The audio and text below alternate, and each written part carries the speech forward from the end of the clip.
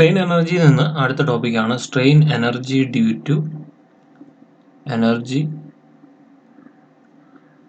To shear stress. ഈ ഒരു ഡെറിവേഷന് വേണ്ടി നമ്മൾ നോക്കുന്നത് ഒരു ക്യൂബിക്കൽ എലമെന്റ് എല്ലാ സൈഡും ലെങ്ത് എന്ന് പറയുന്നത് L ആണ്. ലെങ്ത്, ബ്രെഡ്ത്ത്, ഹൈറ്റ് എല്ലാം L ആണ്.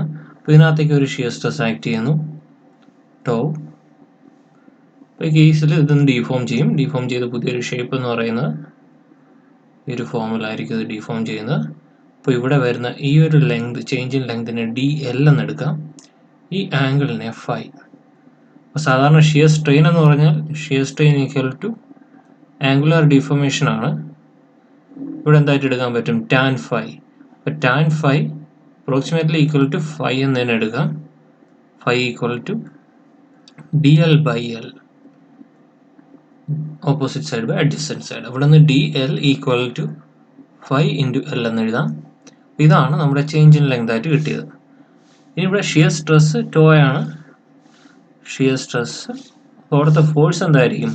ഷിയർ ഫോഴ്സ് എന്ന് പറയുന്നത് shear force equal to stress into area. ഇവിടെ ആക്ട് ചെയ്യുന്ന ഏരിയ ഏതായിരിക്കും? L into L. എല്ലാ സൈഡും L ആയതുകൊണ്ട് ഏരിയ എന്ന് പറഞ്ഞാൽ tau into L into L equal to tau L square. Strain energy U equal to എന്ത് കിട്ടും? Tau 1/2 into tau L square into 5 into L, അതായത് 1/2 ഫോഴ്സ് ഇൻറ്റു ഡിസ്പ്ലേസ്മെൻറ്റ്. ഒന്ന് simplify ചെയ്ത് കഴിഞ്ഞാൽ 1/2 ടോ 5L ക്യൂബ്. ഇനി അറിയാമെന്നുള്ളത് shear stress by shear strain phi equal to G ആണ്. അവിടെ നിന്ന് phi equal to tau by G എന്ന് എഴുതാം. ഇതും ഇതിനകത്തേക്ക് സബ്സ്റ്റിറ്റ്യൂട്ട് ചെയ്യാം. അപ്പോൾ അതിനകത്തേക്ക് സബ്സ്റ്റിറ്റ്യൂട്ട് ചെയ്ത് കഴിഞ്ഞാൽ ഈക്വൽ ടു 1/2 ടോ ഇൻറ്റു ഫൈക്ക് പകരം ഇവിടെ നിന്ന് ടോ ബൈ G സബ്സ്റ്റിറ്റ്യൂട്ട് ചെയ്യുക. Tau by G into L cube equal to 1/2 tau square by G L cube. L cube എന്ന് പറഞ്ഞാൽ വോളിയം ആണ്. ഇവിടെ നിന്ന് total strain energy equal to tau square by 2G into V എന്ന് കിട്ടും. ഇത് total strain എനർജിയാണ്. സ്ട്രെയിൻ എനർജി ഡെൻസിറ്റി ഇവിടെ നിന്ന് U by V. U equal to U by V equal to tau square by 2G. അപ്പോൾ ഇത് compare ചെയ്ത് പഠിച്ചാൽ മതി. സിഗ്മ സ്ക്വയർ ബൈ 2E ആയിരുന്നു ആക്സിയൽ ലോഡിൻ്റെ കേസിൽ. ഇനി അടുത്ത ഡെറിവേഷൻ എന്ന് പറയുന്നത് strain energy due to moment. ഒരു ഡെറിവേഷന് വേണ്ടി ഒരു ബാർ കൺസിഡർ ചെയ്യുക. DL ലെങ്തിലുള്ള ഒരു എലമെന്റ് എടുക്കുന്നു. ഇതിൻ്റെ സൈഡ് വ്യൂ എടുത്തു കഴിഞ്ഞാൽ ഇവിടെ നിന്നുള്ളൊരു ചെറിയൊരു എലമെന്റ് കൺസിഡർ ചെയ്യുക. എലമെന്റിന്റെ ഏരിയ എന്ന് പറഞ്ഞാൽ DL, അതായത് ഇതിന്റെ ക്രോസ് സെക്ഷനിൽ എടുക്കുമ്പോൾ ഒരു ഏരിയ ആയിരിക്കും. Distance y from centroid.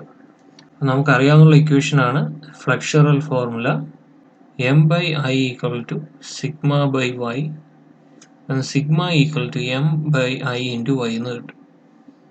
അപ്പോൾ നമ്മുടെ ലീനിയർ സ്ട്രെസ് കാരണം അല്ലെങ്കിൽ ആക്സിയൽ ഫോഴ്സ് കാരണമുള്ള സ്ട്രെയിൻ എനർജിയുടെ ഇക്വേഷൻ എന്ന് പറയുന്നത് sigma square by 2E into V ആണ്. അപ്പോൾ ഇവിടുത്തെ ഒരു എലമെന്റൽ വോളിയം എടുത്തു കഴിഞ്ഞാൽ അത് DA ഇൻറ്റു DL ആയിരിക്കും എലമെന്റൽ വോളിയം എന്ന് പറയുന്നത്.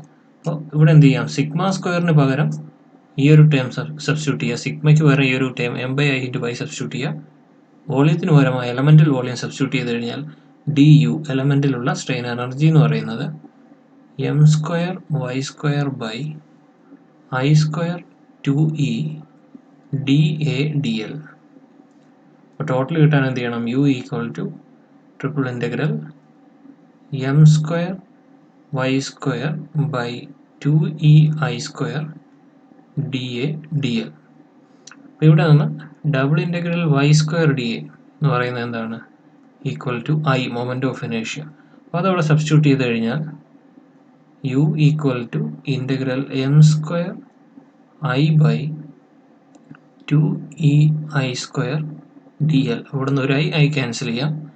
Equal to integral M square by 2EI DL. ഒരു യൂണിഫോം ക്രോസ് സെക്ഷനും ലെങ്തും ഫിക്സഡ് ലെങ്തും ആണെങ്കിൽ ഇവിടെ നിന്ന് U equal to M square L by 2EI എന്ന് കിട്ടും. ഓക്കെ, ഇതാണ് strain energy due to bending moment. ഇനി ഇതുപോലെ തന്നെ strain energy due to torque, applied ടോർക്കും കൂടെ നോക്കാം. ഇവിടെയും സെയിം ഒരു ഷാഫ്റ്റ് കൺസിഡർ ചെയ്യുന്നു, പക്ഷേ ഇതിൻ്റെ ഏരിയ വേരിയിങ് ഏരിയ ആണെന്ന് അസ്യൂം ചെയ്യുന്നു. ഇതിനകത്ത് വരുന്ന വോളിയം എന്തായിരിക്കും? Elemental volume DV equal to D A into D L എന്ന് എടുക്കാം. ഇനി അടുത്ത കേസ്, ഇവിടെ ടോർക്ക് അപ്ലൈ ചെയ്യുമ്പോഴേക്കും ഇതിനകത്ത് ഷിയർ സ്ട്രെസ് ഡെവലപ്പ് ചെയ്യും. അപ്പോൾ ഷിയർ സ്ട്രെസ് കാരണമുള്ള സ്ട്രെയിൻ എനർജി എന്ന് പറഞ്ഞാൽ tau square by 2g into V ആണ്. ഇതിനകത്തേക്ക് എന്ത് അപ്ലൈ ചെയ്യാം? ഈ വോളിയത്തിന് പകരം elemental volume D U equal to tau square by 2g into elemental volume എന്ന് പറഞ്ഞാൽ ഡി എ ഡി എൽ. ഇനി ഇതിൽ ടോയ്ക്ക് പകരം സബ്സ്റ്റിറ്റ്യൂട്ട് ചെയ്യണം. അതിനായിട്ട് ടോർഷൻ ഇക്വേഷൻ ആണ് യൂസ് ചെയ്യുന്നത്. Torsion equation T by J equal to tau by R. ഇവിടെ നിന്ന് tau equal to T R by J ഇതിനകത്തേക്ക് സബ്സ്റ്റിറ്റ്യൂട്ട് ചെയ്താൽ D U equal to T square R square by 2g into J square into D A D L എന്ന് കിട്ടും. അപ്പോൾ total strain energy U equal to triple integral T square R square D A D L by 2g J square. ഇതിനകത്ത് double integral R square D എന്ന് പറഞ്ഞാൽ polar moment of ഇനേഷ്യ J ആണ്. ഇതിനകത്തേക്ക് substitute ചെയ്യാം. Integral T square J D L by 2g J square. ഇവിടുന്ന് ഒരു J cancel ആയി പോയി കഴിഞ്ഞാൽ ബാക്കി കിട്ടുന്നതാണ് integral T square D L by 2g J. ഇതാണ് strain energy due to applied torque.